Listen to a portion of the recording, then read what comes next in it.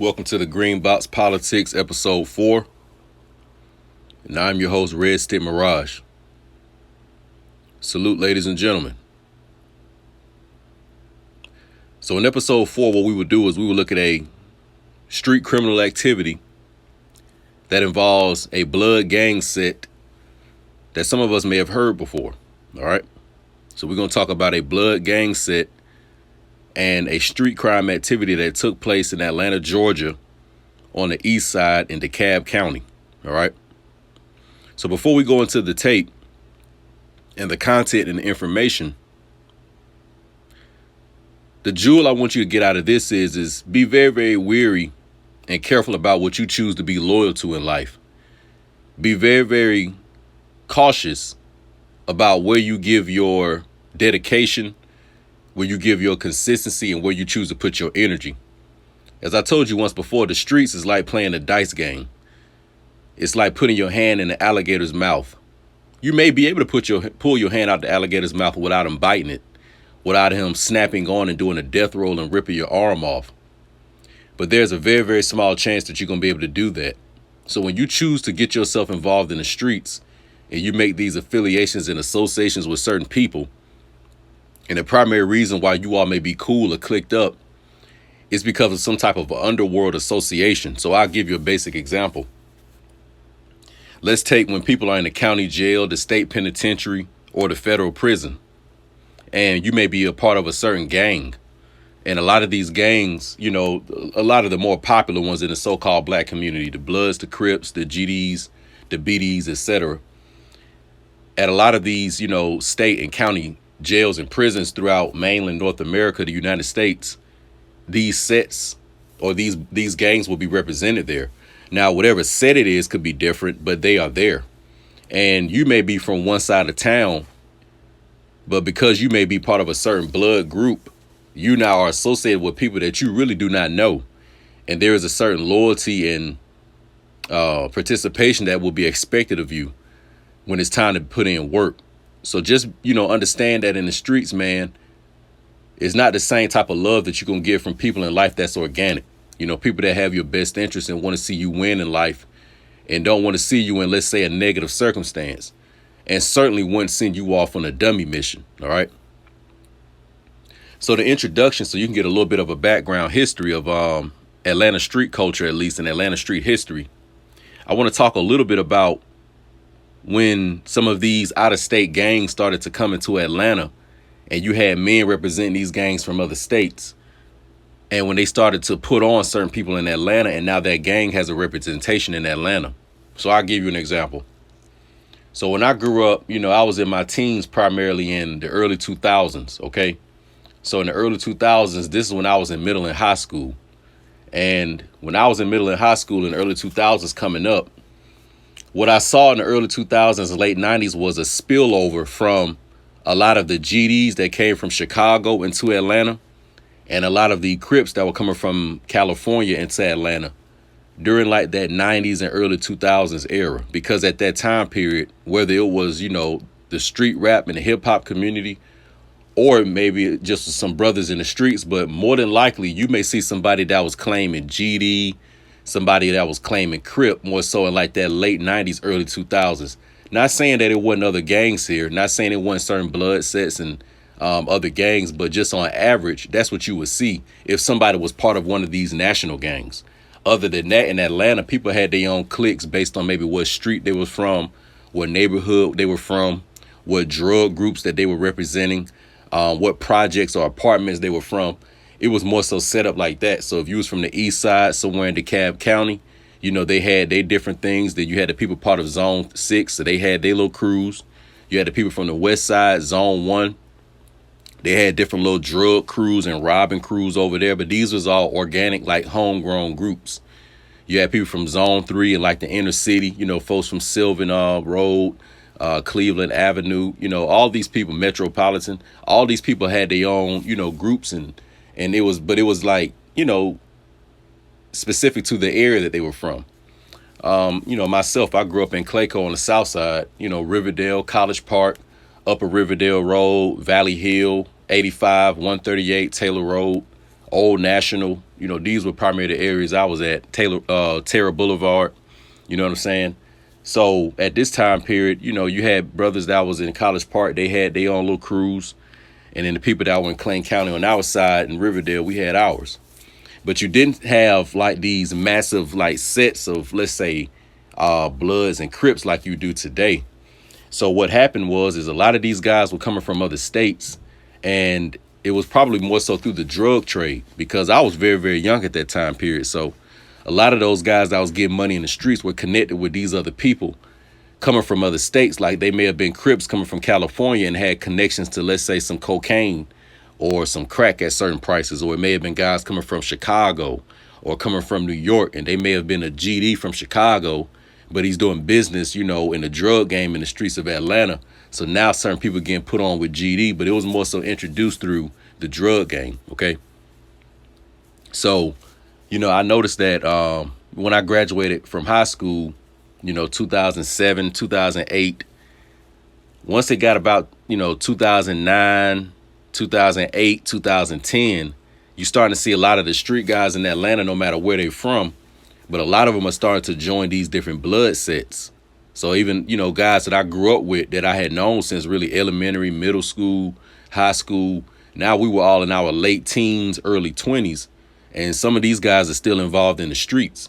And a lot of the street crews that were out, and that were popular during my time, they still are there, but they're now evolving and they're changing identities, and they're now fusing it with, let's say, some kind of a blood set.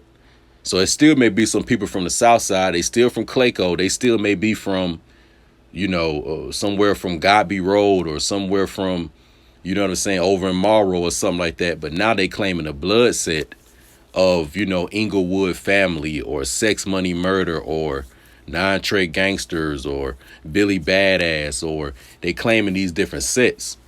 And I started to notice it, you know what I'm saying? Like around that era, like 2008, 2009, 2010. I know in particular on the South Side, around that time where Gucci Man was really taking off. And then, you had Walking, the whole Brit Squad, Monopoly, Slim Duncan, and Dirt Gang, a lot of those brothers from Morrow.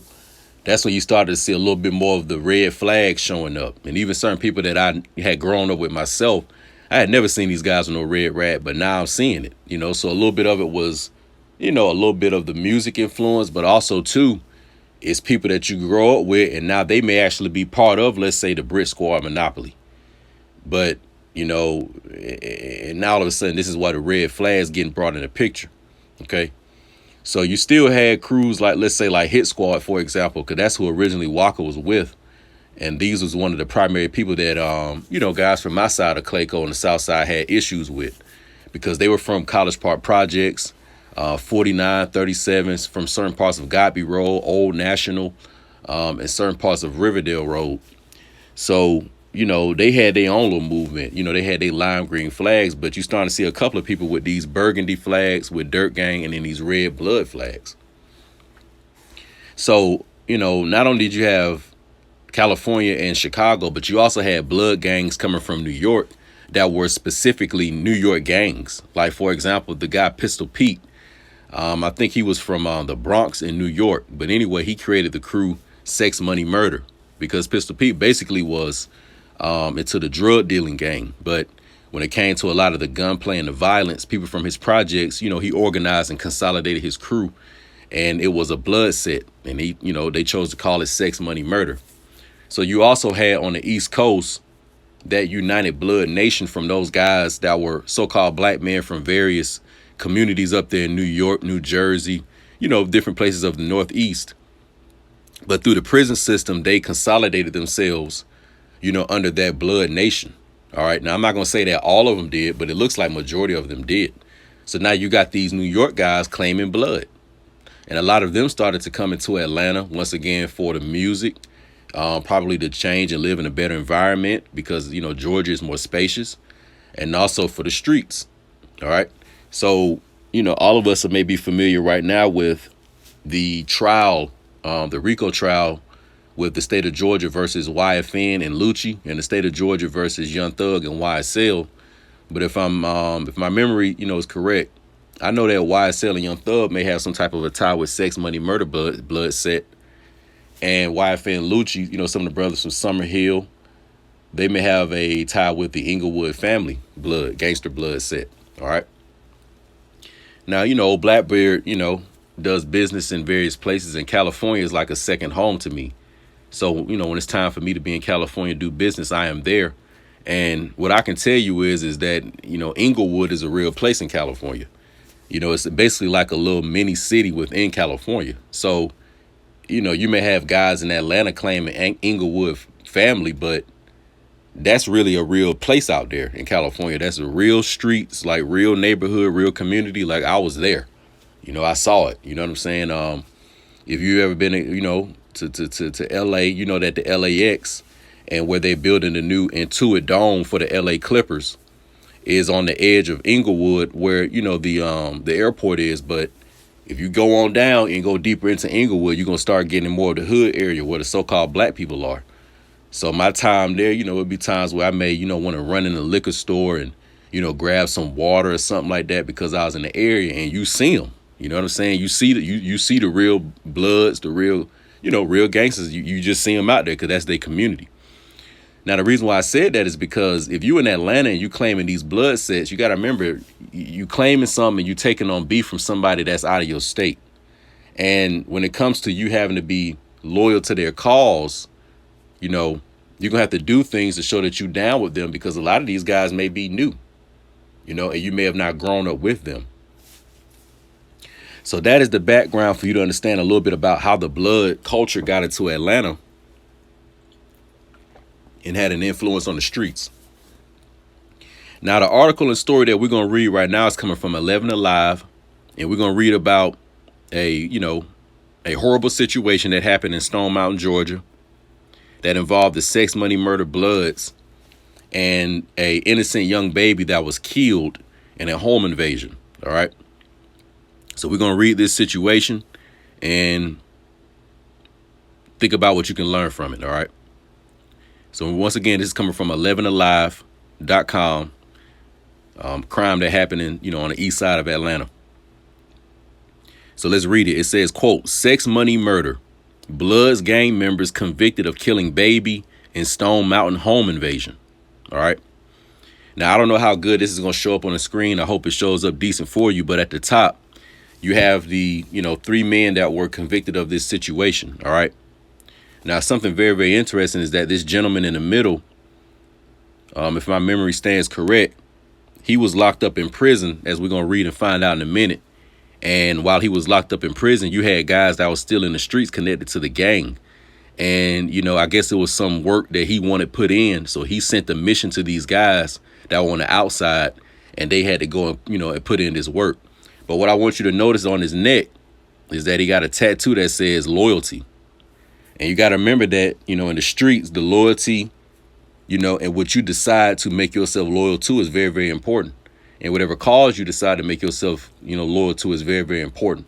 So understand that when you sign up in the streets and you're part of these gangs, and in particular, these national ones, whatever mission they send you on, you're going to have to do it, because if you don't, they'll end up killing you. All right.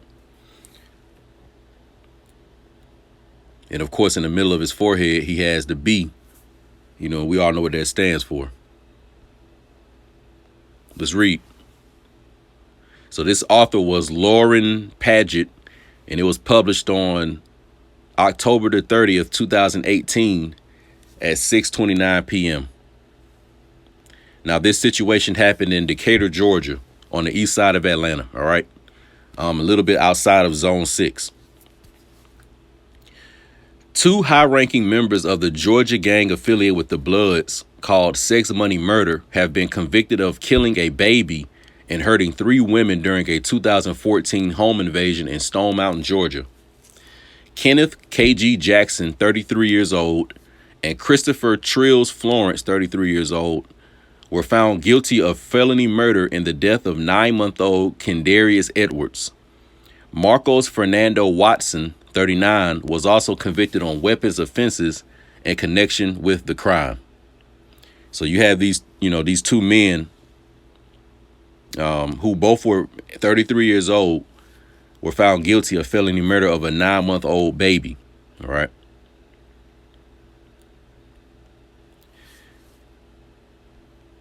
It says, police said on May 10th, 2014, Florence and Devin Rico Thomas, who was previously convicted in this case, stormed the home on Toloney Farm Road with guns drawn. Edward's mother, grandmother, and another woman visiting the home ran into the bathroom and tried to shield the child by hiding in the bathtub.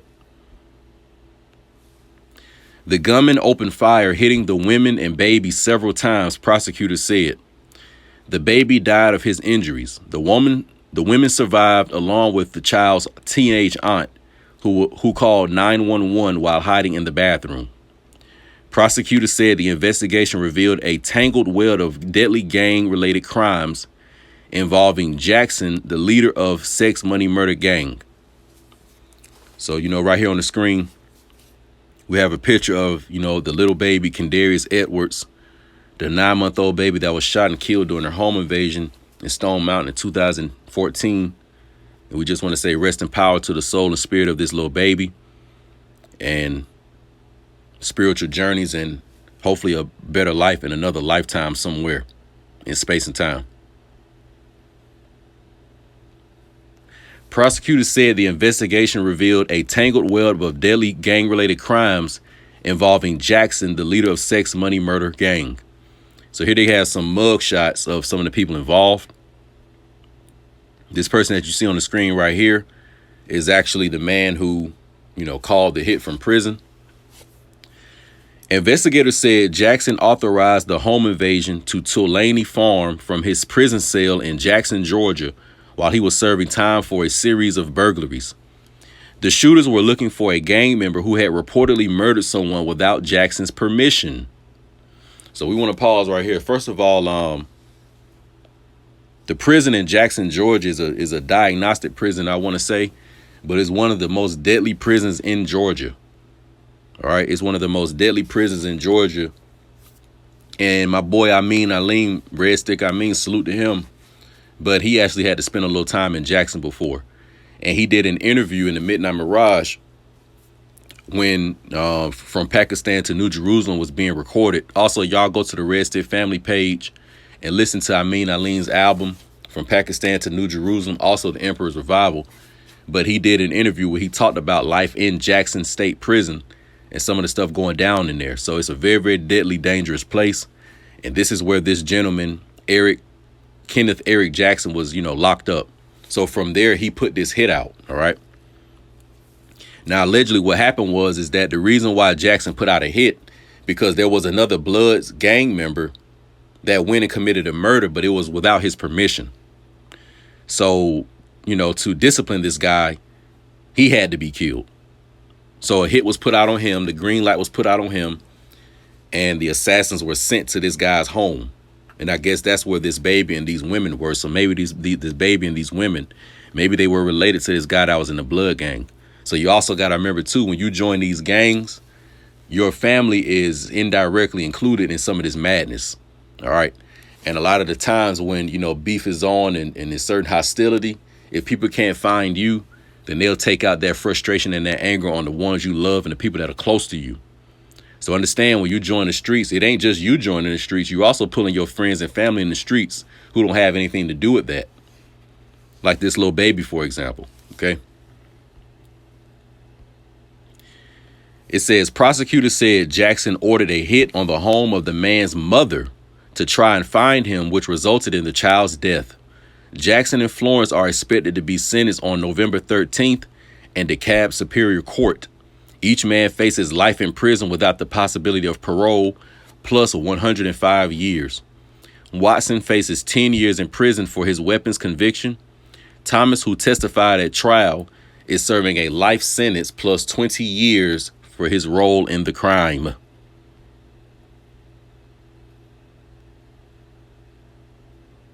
All right, and that's towards the end of the article. So that's the man that, called the hit from prison. Devin Thomas was named along with the leader of the local set of Bloods Gang in an indictment for the shooting death of a 9-month-old.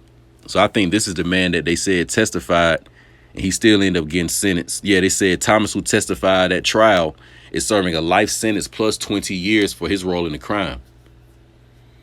So this guy, Thomas, he testified more than likely against his co-defendants, and he still ended up getting life in prison. So, when he was in prison, either he just checked in, protective custody in prison because he testified, against the gang set.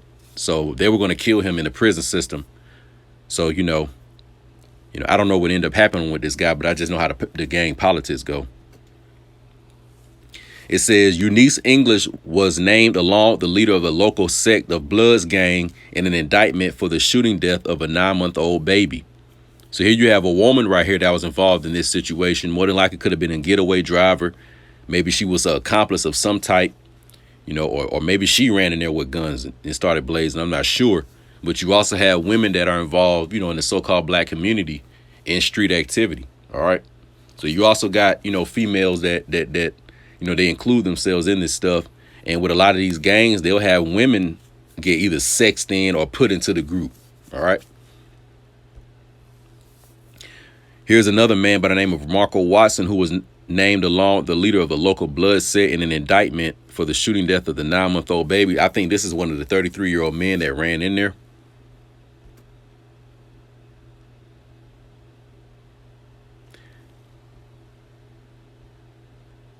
And the last guy, Florence, I think he was the other 33-year-old guy that ran in there. And, that's a picture of him on the far right. Once again, this is out, on the internet. So this is like some information that nobody knows about. This situation happened in 2014. These guys have already been sentenced, and they behind the wall right now. But it's a very, very tragic situation. And in this, we see that innocent people were harmed and killed. People that didn't have anything to do with the street activity. And notice how the guy that they were looking for, he wasn't even there. You know what I'm saying? He wasn't even there. So, the baby and those other women, they were the casualties for, whatever, infraction he created within that gang, which was he went and committed a murder without their, permission. So as you can see, it's just BS on all sides and, waste of life, waste of these three guys' lives, waste of that guy Devin Thomas's life, waste of that woman's life, the baby's life, and the other women involved. It's just all is a bunch of waste. And that's typically what it is in the streets. Everybody's life is wasted and everybody loses. Nobody wins in the streets. All right. So understand, man, it's real. Like, and that's the reality of it. OK. Also, too, you got to realize these guys were a little older. They were in their early 30s. So you got to understand, man, like when you're in the streets as a teenager and in your early 20s, that's when you got to watch that time period, because I can take myself, for example. I'm not going to sit here and say I was no angel, I was involved in a little stuff. But, in my late teens, going into my early 20s, this is when I was deciding to clean myself up and focus on the things that mattered. And I had to, just bear witness to the reality and the truth that I knew. And I was just able to see at a very early age that the streets really had no love for you. And that nobody wins and anybody can be devoured, swallowed up and spit out. And me already being an entrepreneur minded man, a business minded young man, very, very early in my life since elementary, I already knew what I wanted to do. And I knew that going to school basically was going to help me get to college so I could learn more about business, which ended up being accounting. So I could be my own entrepreneur when I got out, and then I could, create an empire for myself. But I wasn't going to be able to do any of that had I stayed in the streets and I didn't get out at the right time period. So, me personally, I got out around 15, 16 years old, but some little stuff kept caught up with me when I was 21 years old. And, but that was more so from the economic money side of the streets. It didn't really have anything to do with the violent gang side of it that I was experiencing more so in my teenage years. But the point is that, if you're a young brother, listen to this, or some young guys that's in the streets and maybe they like in middle school, 9th, 10th grade, this is a good story to tell them. Because if you're not careful, what's going to happen is you're going to get into your 20s And although you're going to still have certain gang violence and certain beefs where, the guns start blazing off that. But once you get in your late teens, early 20s, this is when you're really going to start needing more money. This is when you're going to start needing, money to pay bills. You may start having children. And you got to understand, you don't have a college diploma because you dropped out in your teens. You don't really have any, business-minded skills that you want to develop. And you don't even have the mentality that, but maybe I can grind it out and get a trade or get some type of a job. And then throughout my 20s, I'll figure out what it is I want to do. I just need to stay out the way. You're not going to have that type of mentality. So when you get in your 20s in the streets, it's going to be more about money and murder at that point, because everybody's going to need more money.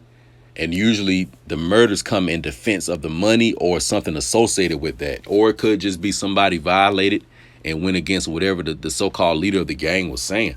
But, once you get in your 20s and your late teens, that's when you're going to start getting a little deeper into like the street criminal money activities, and in my early 20s, although that I had, removed myself from, let's say, certain gang violence, street violence, neighborhood group violence, because I never was affiliated with no national gang. I just, like I said, you from certain parts of Atlanta and you grew up in certain communities and neighborhoods, that's your little crew right there, But once you get in your 20s, man, and you realize, damn, like, there really there's no wealth built up in the family. You may be trying to do the right thing in life, but you're still coming short when it comes to the money. And, that's when you find yourself, you know what I'm saying? If you're not careful, you go into the streets to try to get money, but you can get in trouble with that too. So whether it's gang violence or whether it's you trying to get money, the streets is dangerous for both of it, man. So a lot of it is you got to be patient. You got to realize that, in your late teens, early 20s and going throughout your 20s, if you're a young so-called black man and, maybe your parents don't have an inheritance to give you and maybe you didn't grow up with a silver spoon in your mouth, you're going to have to accept that. You're going to have to get it all out the mud. And a lot of that is going to require you being patient, not being materialistic, not worrying about what people around you are doing and what they have, and you being extremely concentrated on your own goals. Because, I could tell you with myself, a lot of the brothers that was around me that I grew up with, that I was close to, and even some that I wasn't close to, we just may have been all from the city. I saw how these guys' stories were unfolding. All right. And a lot of these guys' stories you're going to see in, Green Box Politics episodes, people that I knew, or people that I had some kind of association with, and, and when things didn't go right, So this is just something for us all to learn from. And, we just talking about some of these, poisons in the so-called black community. And a lot of that family structure being broken down, the lack of a nation when it comes to the so-called black American men, the lack of the camaraderie and teamwork that we have. And we don't have any real positive ways that we come together. And that's what allows these street gangs and these criminal organizations, to work and thrive, because men gonna want to come together and put in work to create bigger empires anyway, or at least if he's a higher minded man. Every man knows that when he work with another man that y'all can get more. But, y'all gonna either come together for a positive cause or a negative one. Now, just because somebody has a gang or a group that they have, and they may all wear certain colors and they give it a certain name, they may even be doing certain handshakes. But it's the activity that we involve ourselves in. So if it's surrounding criminal activity, then that's not going to work. You know what I'm saying? Why not the gang? Why don't y'all come together? Let's create a grocery store, or let's try to create a little market in the community or something like that. Or let's create a lawn care service. You know what I'm saying? Or let's create like some kind of little small business. You can still name it whatever you want. You can still associate whatever colors you want. You can still have all the guys involved that's business minded like you. But it's the activities that we're doing. So, if it's some illegal stuff or something that's unlawful, then, when you dance with the devil, when he has to get his payback, you got to pay him, So that's what it is more so. It's not even that so-called black men come together and they always doing something wrong. No, what are we choosing to do when we come together? All right. What are we choosing to do?